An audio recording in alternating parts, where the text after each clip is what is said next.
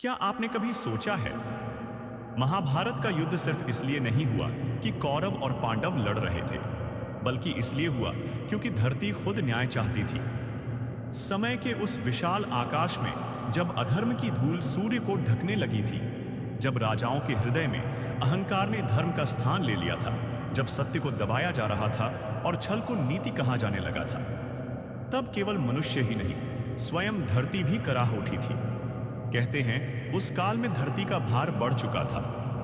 राज सिंहासन पर बैठे लोग प्रजा के रक्षक नहीं, भक्षक बन चुके थे।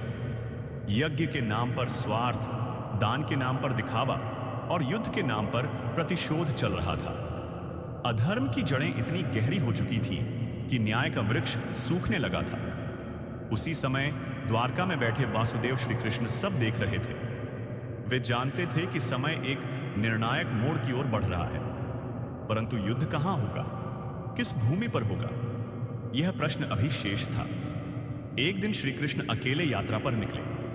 उनके चरण किसी निश्चित दिशा में नहीं थे, मानो स्वयं समय उन्हें कहीं ले जा रहा हो। वे नदियों के तट से गुजरे, पर्वतों की छाया में चले, अनेक राज्यों की सीमाएं पार की। हर स्थान पर उन्होंने देखा, कहीं लालच, कहीं अन्याय, कहीं विश्वासघात। परंतु तभी उन्हें एक निर्जन वन में एक तपस्वी दिखाई दिया। वह तपस्वी वर्षों से ध्यान में लीन था। उसकी जटाएं धरती को छू रही थीं, नेत्र बंद थे, शरीर पर केवल भस्म थी। श्री कृष्ण उसके पास पहुंचे। बिना कुछ कहे वे प्रतीक्षा करने लगे। कुछ समय बाद तपस्वी ने नेत्र खोले। उसकी दृष्टि सीधी कृष्ण के नेत्रों में पड़ी। वह मुस्कुराया जैसे वह पहले से जानता हो कि कौन आया है। उसने कहा, हे वासुदेव, आप जानते हैं कि युद्ध अवश्यंभावी है, परंतु प्रश्न यह नहीं कि युद्ध होगा या नहीं, प्रश्न यह है कि युद्ध कहां होगा। कृष्ण ने शांत स्वर में पूछा, तब बताइए, कौन सी भूमि इस निर्णय के योग्य है। तपस्वी ने उत्तर दिया, जिस भूमि ने सबसे अधिक अधर्म सहा हो, जिस मिट्टी ने विश्वासघात का रक्त पिया हो, जिस धरा ने सत्य की चीखें सुनी हो, उसी भूमि पर धर्म का अंतिम निर्णय होना चाहिए। कृष्ण ने पूछा, ऐसी भूमि कहां है। तपस्वी ने अपनी उंगली उत्तर दिशा की ओर उठाई। कुरुक्षेत्र। कुरुक्षेत्र एक विस्तृत मैदान, शांत, स्थिर, परंतु उसके भीतर एक इतिहास दबा हुआ था। कहा जाता है कि वर्षों पहले उसी भूमि पर एक महान यज्ञ हुआ था। अनेक राजा एकत्र हुए थे। उन्होंने वचन दिया था कि वे सदा सत्य और धर्म का पालन करेंगे, परंतु उसी सभा में एक विश्वासघात हुआ। एक राजा ने अपने ही मित्र को छल से मार डाला। रक्त उसी पवित्र अग्नि के पास गिरा।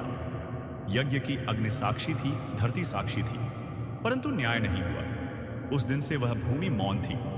उसने उस रक्त को अपने भीतर समा लिया, परंतु न्याय की पुकार भीतर ही भीतर धधकती रही। तपस्वी ने कहा, हे कृष्ण, वह भूमि तब से प्रतीक्षा कर रही है। वह चाहती है कि एक दिन ऐसा युद्ध हो जहां छल का अंत हो, जहां अधर्म का भार उतरे, जहां रक्त गिरे तो न्याय के लिए गिरे, न कि स्वार्थ के लिए। कृष्ण मौन हो गए। वे जानते थे कि यह केवल कथा नहीं, संकेत है। कुछ समय बाद जब पांडव और कौरव के बीच अंतिम संवाद भी टूट गया, जब दुर्योधन ने सुई की नोक जितनी भूमि देने से भी इनकार कर दिया, तब युद्ध निश्चित हो गया। स्थान चुना गया, कुरुक्षेत्र। परंतु यह चयन केवल राजनीतिक नहीं था, यह दैवीय था। वह भूमि स्वयं न्याय की साक्षी बनना चाहती थी।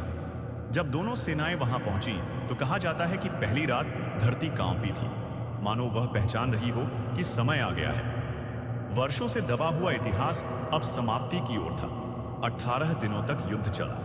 रक्त बहा, शंख बजे, अस्त्र शस्त्र चमके, परंतु हर प्रहार, हर मृत्यु केवल प्रतिशोध नहीं था, वह एक संतुलन की पुनर्स्थापना थी। जब भी कोई योद्धा गिरता, उसकी रक्त की बूंदें उसी मिट्टी में समा जाती जिसने वर्षों पहले विश्वासघात का रक्त पिया था, परंतु इस बार वह रक्त न्याय के लिए था। कहते हैं युद्ध के अंतिम दिन जब दुर्योधन गिरा, तब आकाश में एक अदृश्य शांति फैल गई। कुरुक्षेत्र की भूमि ने अपना आरण चुका दिया था। अधर्म का भार हल्का हो चुका था। श्री कृष्ण ने दूर खड़े होकर उस भूमि को देखा।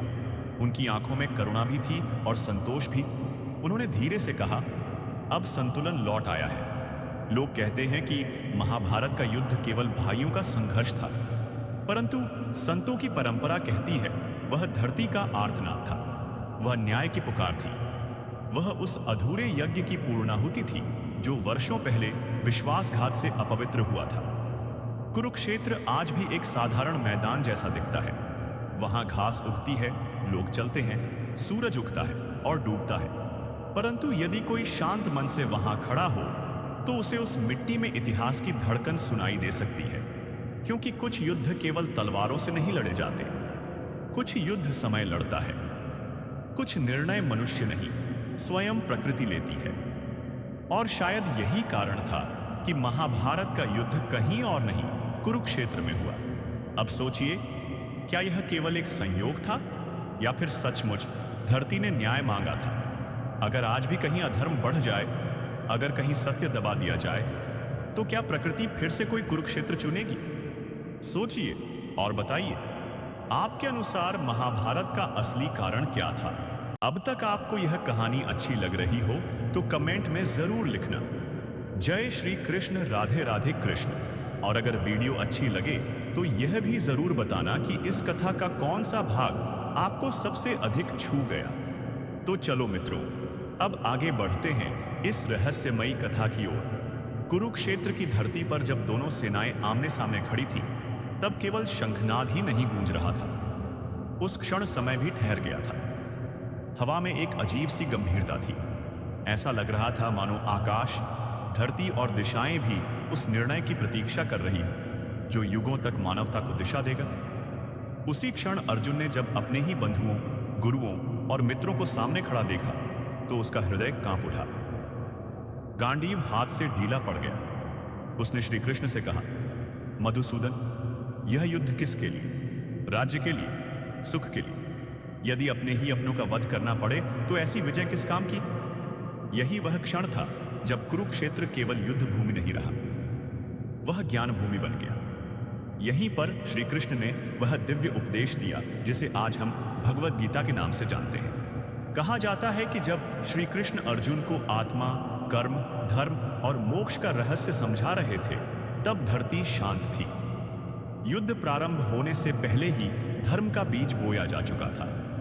कुरुक्षेत्र की मिट्टी ने पहली बार संतोष की सांस ली, क्योंकि अब यह युद्ध केवल प्रतिशोध का नहीं बल्कि धर्म की स्थापना का युद्ध था। 18 दिनों तक चला वह संग्राम केवल अस्त्रों का संघर्ष नहीं था। हर दिन एक अध्याय था। भीष्म का पतन, द्रोण की विदाई, कर्ण का अंतिम संघर्ष, अभिमन्यु का बलिदान। हर घटना उस भूमि के भीतर दबे हुए इतिहास को धो रही थी। जब कर्ण रथ से उतरा और उसका पहिया कीचड़ में धंस गया, तब समय ने जैसे अपना कठोर निर्णय सुना दिया। यह वही भूमि थी जहां कभी छल से रक्त बहाया गया था। आज वही भूमि सत्य की कसौटी बन चुकी थी। और जब 18वें दिन दुर्योधन धराशायी हुआ, तब आकाश में एक अदृश्य परिवर्तन हुआ। कहते हैं उस रात कुरुक्षेत्र की मिट्टी में एक अनोखी शांति थी, जैसे वर्षों से प्रतीक्षित न्याय पूर्ण हुआ हो। परंतु कथा यहां समाप्त नहीं होती। युद्ध के बाद जब पांडव विजय प्राप्त कर हस्तिनापुर लौटे तो उनके हृदय में उल्लास नहीं था। चारों ओर विधवाओं का विलाप था, माताओं का रोदन था, अनाथ बच्चों की आंखों में प्रश्न था। तब युधिष्ठिर ने श्री कृष्ण से पूछा, क्या यही धर्म है? श्री कृष्ण ने शांत स्वर में कहा, धर्म कभी किसी के पक्ष में नहीं होता। धर्म केवल संतुलन के पक्ष में होता है। कहा जाता है युद्ध के बाद एक रात श्री कृष्ण अकेले कुरुक्षेत्र की भूमि पर गए। उन्होंने मिट्टी को स्पर्श किया और मुस्कुराए, मानो कोई अधूरा आरण पूरा हुआ हो। परंतु उसी क्षण उनके नेत्रों में एक गहरी गंभीरता भी थी, जैसे वे जानते हो कि कलयुग का आरंभ निकट है। संतों की परंपरा में एक और रहस्य सुनाया जाता है कि युद्ध के बाद भी कुरुक्षेत्र की भूमि ने श्री कृष्ण से एक प्रश्न किया, हे वासुदेव, जब भी अधर्म बढ़ेगा, क्या फिर कोई ऐसा युद्ध होगा? कृष्ण ने उत्तर दिया, जब भी अधर्म बढ़ेगा युद्ध होगा, पर हर बार शस्त्रों से नहीं, कभी विचारों से, कभी सत्य से, कभी त्याग से। और शायद यही कारण है कि आज भी जब हम अन्याय देखते हैं, जब सत्य दबता है, तो भीतर कहीं ना कहीं एक कुरुक्षेत्र जन्म लेता है। यह कथा केवल इतिहास नहीं, एक चेतावनी है। कुरुक्षेत्र कोई स्थान नहीं, एक स्थिति है, जब भी मनुष्य के भीतर लोभ और धर्म का संघर्ष होगा, वही उसका कुरुक्षेत्र होगा। अब तक आप सभी को कहानी अच्छी लग रही हो तो वीडियो को लाइक करें और चैनल को सब्सक्राइब जरूर करें। और अगर आप इस कथा का पूरा राज जानना चाहते हैं, अगर आप जानना चाहते हैं कि युद्ध के बाद श्री कृष्ण ने पांडवों को कौन सा ऐसा गुप्त संकेत दिया था जो भविष्य के कलयुग से जुड़ा था, तो कमेंट में जरूर लिखें।